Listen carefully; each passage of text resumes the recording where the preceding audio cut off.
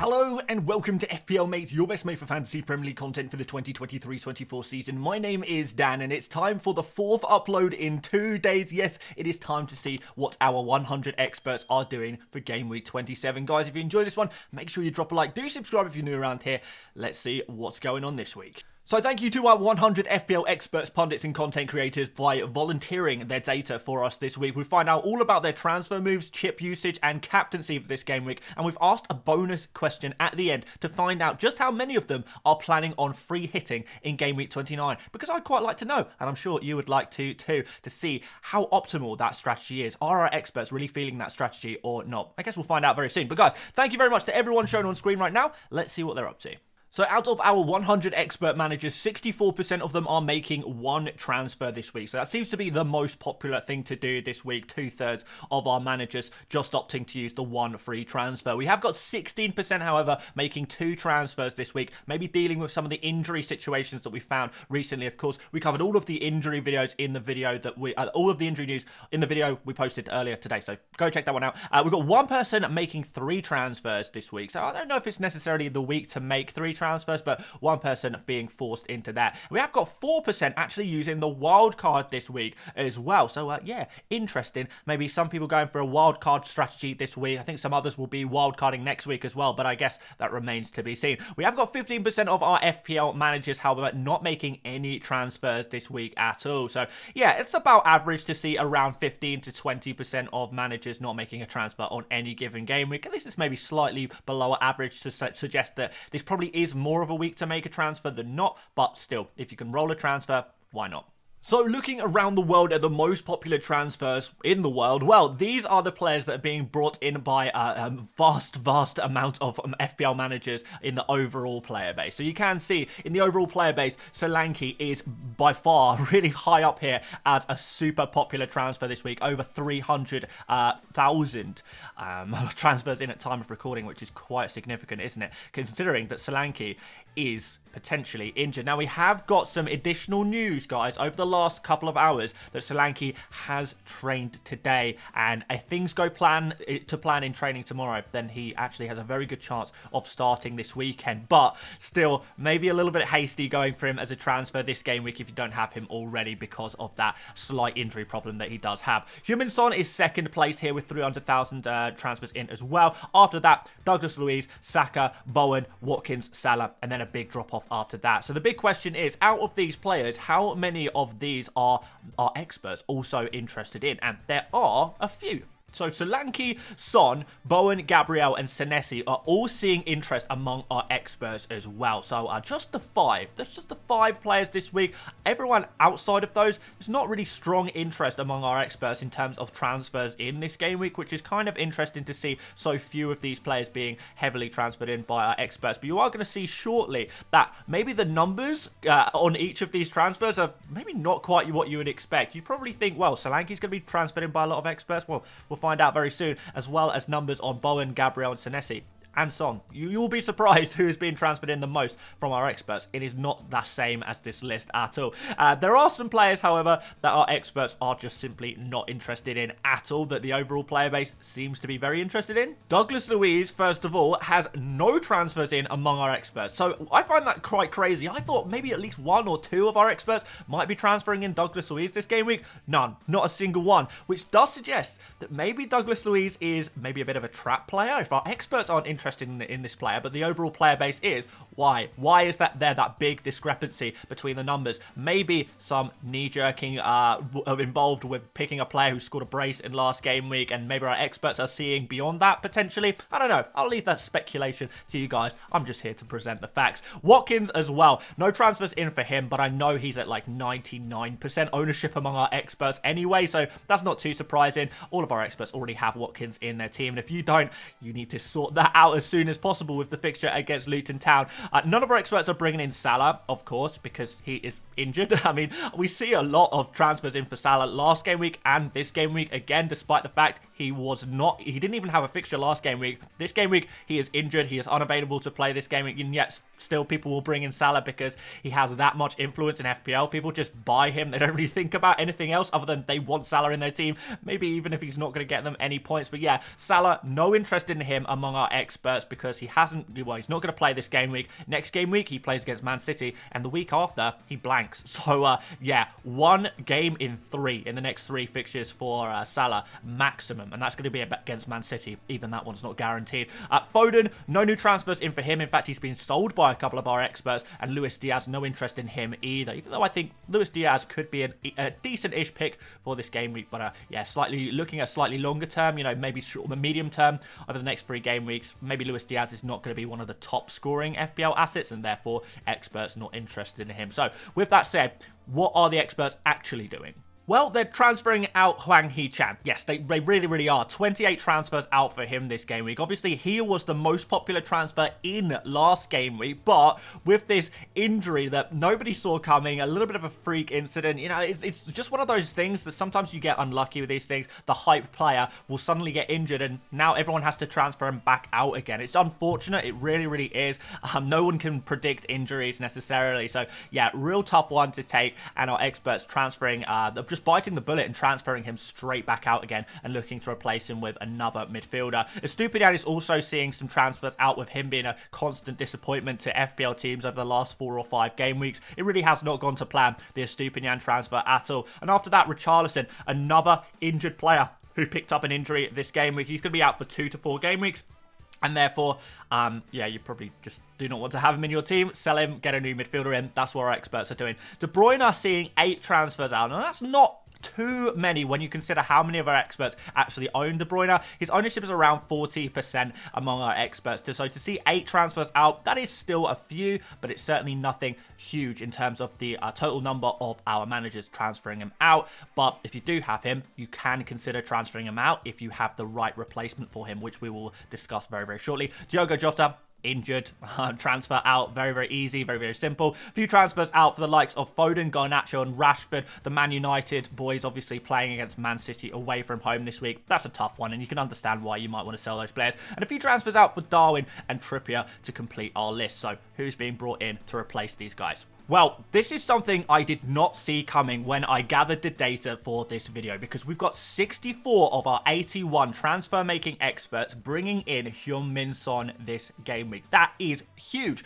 Son is gone from pretty much 0% ownership among our experts to now 64% in the blink of an eye. Even more if you include the wildcarders as well, who will most likely be bringing in Son to their team. So now suddenly we're going to find ourselves in a situation where we have a new template pick. Heung-min Son is that guy. Everyone is bringing him in. He is the expert hype pick for the game week. And if you don't have him, well, you are going to be betting against the experts this week. And if that's the case, then that's the case. But I'm just putting this one out there. Our experts are going hard on Heung-min Son the same way as they went hard on Hwang Hee-chan last game week. Now, that's not to say that Son's going to get injured. That was a freak incident, but hopefully the experts can get a bit more fortune this time. We have got Jared Bowen way down with 5 transfers in, so nothing even close to Son. Son is by far the most popular transfer of this game week, and he seems to be the only real standout transfer in among our experts. But we have got Bowen in here in second, 5 transfers in for him. We have got Gabriel on 5 transfers in for him as well.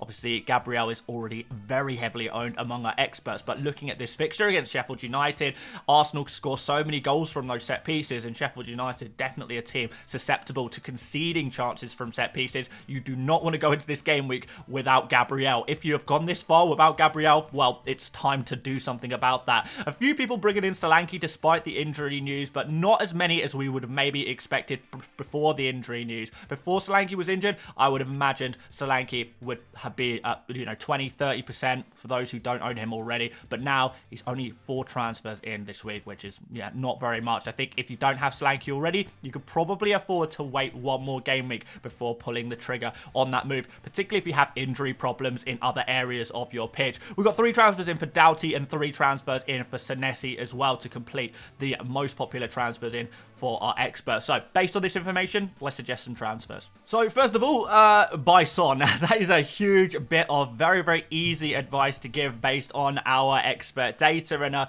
even easier is to say sell an injured player. If you've got a Hee-chan, Richarlison or Diogo Jota still in your team, you know these players are going to be injured for several weeks, then it's very, very easy to move those players on for Son, who has a nice fixture against Crystal Palace this week, an okay fixture against Aston Villa the following week. He actually has a fixture and is probably the standout captain option for Game Week 29. And even beyond that, Spurs have some pretty decent fixtures going forward after the blank game week and after the international break. So Son is definitely a really nice pick for us right now. With Richarlison injured, he should be playing as striker, should be on penalties as well. He's going to be a very, very impactful player for you to switch to if you have an injured player. Now, I know a few of you guys are going to be asking me, well, what if I can't afford to make any of these moves? What if I want to sell a De Bruyne or a Foden to Heung-min Son? Well, a few of our experts are doing that, but no serious numbers. We're probably looking at about 10% of our FPL experts moving a Foden or a De Bruyne to a Son. So it's a less popular kind of move to make. But if you find that you just desperately want to get Son in your team, no matter what, perhaps you're prepping for Game Week 29 without the use of a free hit chip, then maybe that's going to be a good move for you. But it's certainly not an essential move to make De Bruyne to Son or Foden to Son. It's not essential, but it is an option for you guys if you want to go for it. A few of our experts are doing it, but the majority of De Bruyne and Foden owners will be keeping those Man City guys against Manchester United rather than making the switch to Son. So ideally, you would move a different player to Son if you were to make the transfer move. We may as well suggest some other transfers as well, even though it's going to be all about Son this week. But yeah, going from a Stupinian to a Gabriel or a Senesi or maybe a Doughty is definitely something that you could consider this game week if you're looking for a new defender. You just want to get rid of Stupinian. These are the guys you want to be going for. If you don't have Gabriel already, I would say he's a pretty essential, pretty crucial player to have alongside the likes of, Saka, Watkins. These kind of players are super essential at the moment. So make sure you are making that transfer move if you find yourself with a defender that you're not so keen on. But yeah, Senesi with the double game week next week could be pretty nice, as well as is Doughty with his double game week in 28. And Doughty actually has a fixture in 29 as well against Forest, which is pretty decent. And if you're looking to make a forward move, Darwin to Solanke could potentially be worthwhile. I would say that if you already have a Watkins and a Haaland, you want to hold on to those kind of players. If you have a Tony, you would maybe consider holding on to him as well. But outside of that, Darwin, Alvarez, those kind of players, you might want to move to Solanke, but I don't think it's an essential move this game week just because of that slight injury concern. But with that said, let's have a look at the captaincy decisions among our experts. So this was actually somewhat of a surprise to me as well. We have got 72% captaining Haaland this game week, which is a lot, but I didn't really see 20% on Saka. That kind of came as a bit of a surprise to me. That's 1 in 5 of the top expert managers will be actually captaining Saka this week instead of Erling Haaland, which, yeah, like I say, that comes as a bit of a surprise to me, to be honest, because I thought it would be all about Haaland this week. I expected him to be 85% captain this week, but no, there is actually a little bit more scope for differentials than perhaps initially thought. So if you are on Haaland captain, I think you are, in the majority there. You are thinking in the same way as many of our experts are, but that's not to say that's the only way of thinking, because 20% is a significant number and it is a decent number. So Saka may be worthwhile going for as a little bit of a differential captain to try and beat the crowd. Son here is at 5% as well. So a lot of new Son owners this week maybe wanting to double down and actually captain him against Crystal Palace.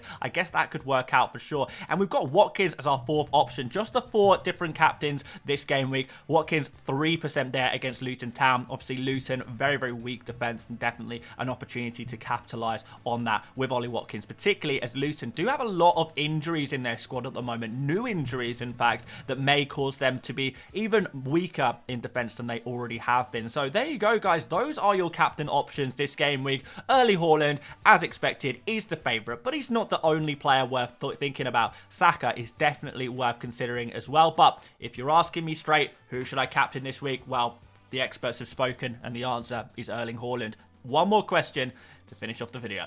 So I asked our experts this game week as a bonus question, should you free hit in Game Week 29? Are the experts free hitting in 29? I asked it very simply, are you going to do it? Well, I mean, yes is the answer, but not completely.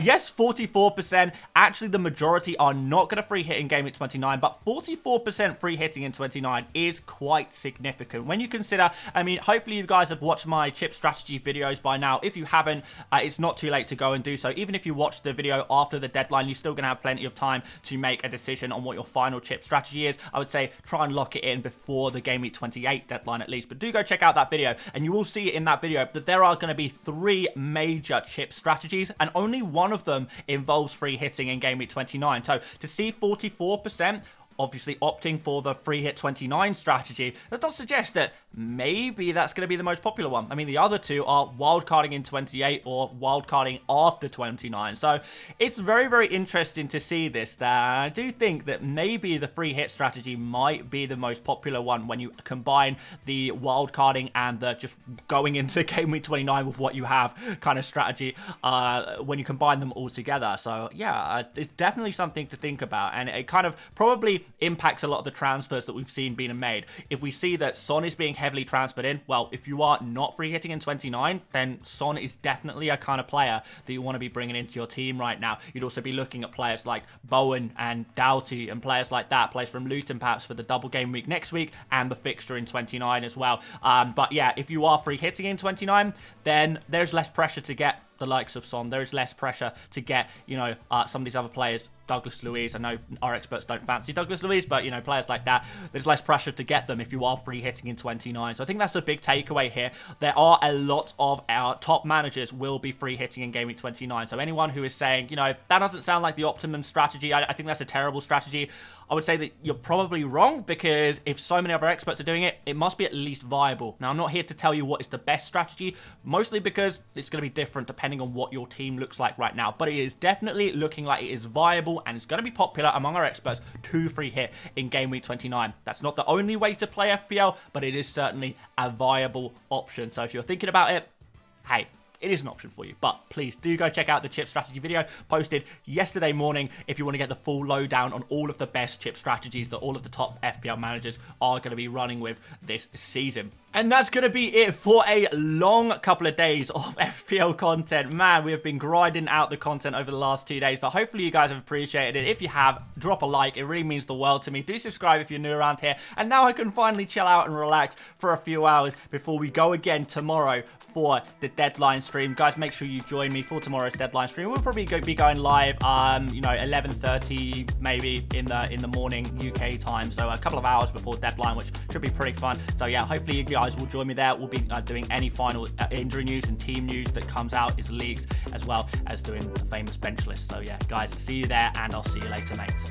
Bye-bye.